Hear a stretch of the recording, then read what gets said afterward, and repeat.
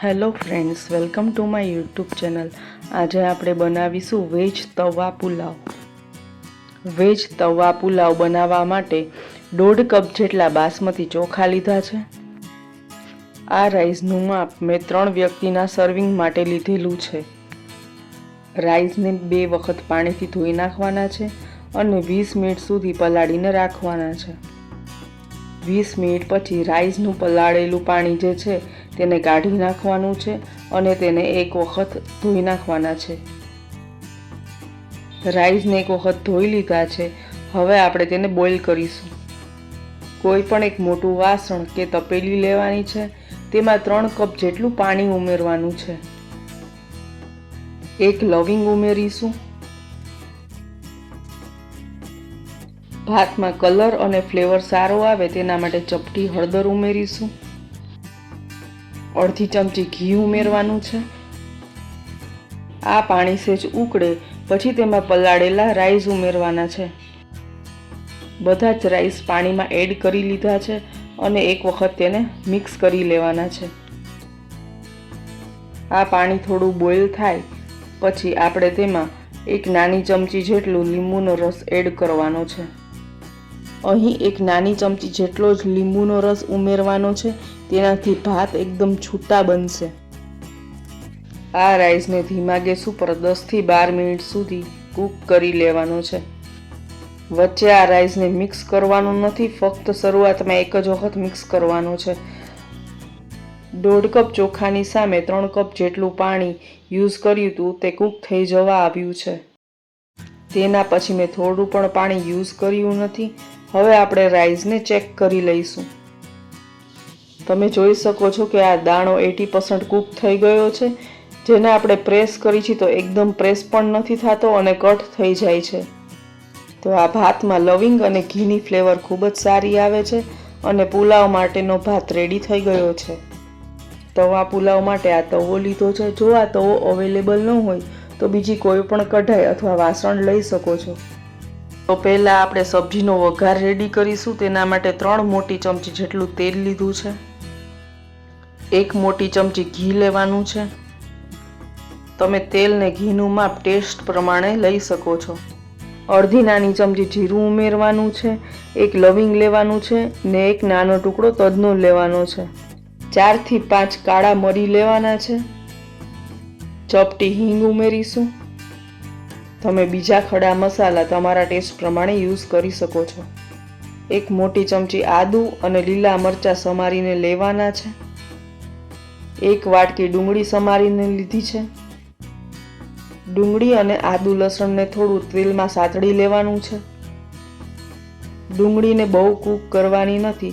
સેજ તેલમાં સતળાય અને થોડી સુગંધ આવે પછી આપણે બીજા વેજીટેબલ એડ કરીશું. અહીં 1 કપ સમારેલી કોબી લીધી છે. કોબી કાચ જ લીધી છે જેથી આપણે આમાં અત્યારે કૂક કરી લેશું.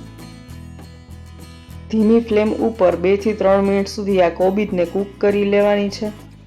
સ્વાદ પ્રમાણે મીઠું ઉમેરીશ. 1 ચમચી ધાણા જીરું પાવડર ઉમેરવાનો છે. 1/4 ટેબલસ્પૂન જેટલી હળદર ઉમેરવાની છે. અડધી ચમચી કરતાં થોડું વધારે લાલ મરચું પાવડર ઉમેરવાનું છે. અડધી ચમચી ગરમ મસાલો ઉમેરવાનો છે. તમે ગરમ મસાલાની જગ્યાએ પાઉંભાજી મસાલો પણ ઉમેરી શકો છો. હવે આ બધા મસાલાને વેજીટેબલ સાથે મિક્સ કરી લઈશું. મસાલા અને વેજીટેબલને ધીમી ફ્લેમ ઉપર 2 મિનિટ સુધી કૂક કરી લઈશું. 2 મિનિટ પછી અડધો કપ જેટલું કેપ્સિકમ સુધારેલું છે તે એડ કરીશું. જેમ સબ્જી ઉમેરશું તેમ તેને મિક્સ પણ કરતા રહેવાનું છે. કેપ્સિકમ સરખું મિક્સ થઈ ગયું છે. તેમાં અડધો કપ જેટલા બાફેલા વટાણા ઉમેરીશું. ઘણા લોકો આ વટાણાને કાચા જ યુઝ કરે છે પણ તેનો કુકિંગ ટાઈમ વધી જવાથી મેં આ વટાણાને બોઇલ્ડ યુઝ કર્યા છે. વટાણા સાથે આ મસાલાને સરખી રીતે મિક્સ કરી લેવાના છે. હવે આપણે લાસ્ટમાં ટમેટાં ઉમેરવાના છે. 3/4 કપ જેટલા ટમેટાં સમારીને લીધા છે. ટમેટાં લાસ્ટમાં ઉમેરવાથી ટમેટાં સોગી નહીં થાય અને ટેસ્ટમાં પણ સારા લાગશે. તમે બીજું કોઈ પણ વેજીટેબલ તમારા ટેસ્ટ પ્રમાણે એડ કરી શકો છો. અડધી ચમચી ખાંડ ઉમેરવાની છે. ખાંડ ઉમેરવી ઓપ્શનલ છે, પણ આપણે આ પુલાવમાં ખટાશ પણ ઉમેરવાના છીએ, તેથી તે બેલેન્સ થશે. અડધી ચમચી આમચૂર પાવડર ઉમેરીશું. તમે આમચૂર પાવડરની જગ્યાએ ચાટ મસાલો પણ લઈ શકો છો. 3/4 કપ બાફેલા બટેટા ઉમેરીશું. 2 નાના બટેટાને મેં બાફીને સમારી લીધા છે, પછી આમાં એડ કર્યા છે. બટેટા ઓલરેડી કૂકડ છે, તેથી તેને આપણે સૌથી લાસ્ટમાં ઉમેરવાના છે. સબ્જીનો મસાલો રેડી થઈ જાય પછી લાસ્ટમાં અડધી ચમચી જેટલો લીંબુનો રસ ઉમેરવાનો છે. લીંબુના રસને સબ્જીમાં ભાત ઉમેર્યા પહેલાં જ એડ કરવાનો છે, જેથી ભાત ઉમેર્યા પછી ભાતમાં મોઇસ્ચર ના રહે. હવે આ સબ્જીના મસાલાને કિનારી ઉપર રાઉન્ડ ગોઠવી લેવાનો છે અને પછી વચ્ચે રાઈસ એડ કરવાનો છે. હવે આપણે બાફેલા રાઈસને એડ કરી લેશું.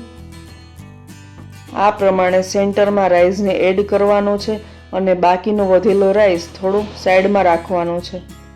જેટલો રાઈસ ઉમેર્યો છે તેને ધીરેથી મિક્સ કરી લેશું.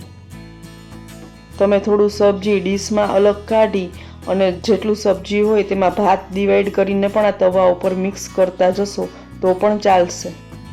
જેટલો રાઈસ પહેલાં એડ કર્યો હતો તેટલો મિક્સ થઈ ગયો છે. હવે તેનું સેન્ટર કરી અને બાકી વધેલો રાઈસ પણ આમાં ઉમેરી દઈશું. બધા જ રાઈસ ઉમેરી લીધા છે. હવે તેને મિક્સ કરી લેવાના છે. તવાને રાઈસ મિક્સ કરતી વખતે ધીમી ફ્લેમ ઉપર ચાલુ જ રાખવાનું છે અને રાઈસ મિક્સ થઈ જાય પછી જ ફ્લેમને ઓફ કરવાની છે. તો તવા વેજ પુલાવ રેડી છે. આપણે તેને ગરમ ગરમ જ સર્વ કરી લેશું. પુલાવને સર્વ કરવા માટે મેં સર્વિંગ પ્લેટને ટમેટાની સ્લાઇસથી ગાર્નિશ કરી છે. તાજી કોથમીર ઉપર થોડી સ્પ્રિંકલ કરીશું. ભાત ઓસાવ્યા વગરનો વેજ તવા પુલાવ રેડી છે. તો તમે પણ બનાવો અને ચેનલને લાઇક, શેર અને સબસ્ક્રાઈબ કરો.